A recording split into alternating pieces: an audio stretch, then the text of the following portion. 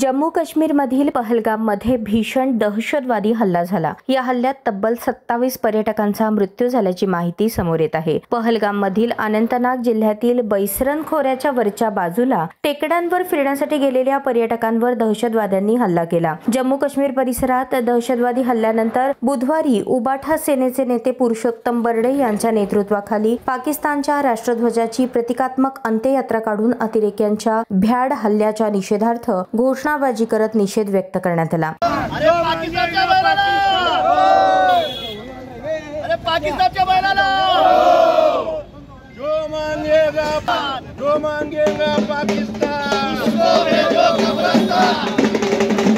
काही महिन्यांपूर्वी जम्मू काश्मीरमध्ये राज्याला स्वतंत्र स्वायत्तता देण्यात आल्यानंतर अतिरेक्यांकडून हा प्रथमच हल्ला झाला आहे असं म्हणत सेनेचे नेते पुरुषोत्तम बर्डे यांनी बिहार राज्याच्या निवडणुकीपूर्वीच असे हल्ले कसे होतात असं म्हणत केंद्र सरकारच्या नियतीवर प्रश्न उपस्थित केला आहे। काश्मीर येथे या हिंदू पर्यटकाची हत्या पाकिस्तानच्या मुस्लिम अतिरेक्यांनी केली।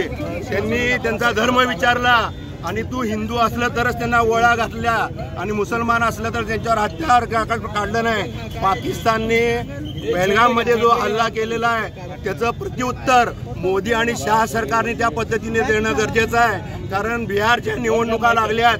या निवडणुकासाठी तर हा हल्ला झाला नाही ना अशी आम्हाला शंका येते, कारण याच्या अगोदर सुद्धा झालेले हल्ले अतिरेक्यांचे हल्ले हे निवडणुकीच्या तत्पूर्वी झालेले आहेत। त्यामुळं मतदानासाठी हल्ला झाला नाही। आता पक्ष कुठला मोठा नाही, जात कुठली मोठी नाही, धर्म कुठला मोठा नाही, हिंदुस्थान मोठा आहे आणि हिंदुस्थानावर कोण हल्ला करत असेल तो कोण का असना, तो मुसलमान असू द्या अन्न धर्माचा असू दे, त्याला मोदी सरकारने सोडू नये।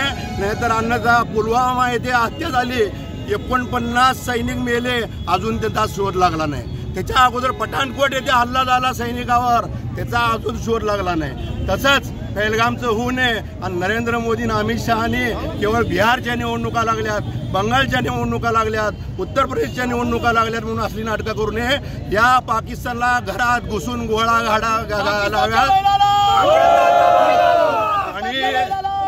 आणि जे भारतातले देशद्रोही मुस्लिम समाज असेल जो यांना सहकार्य करत असेल काश्मीरमधला त्यांना सुद्धा गोळ्या घालाव्यात अशी मागणी आम्ही शिवसेना उद्धव साहेब बाळासाहेब ठाकरे या पक्षाकडे करतो।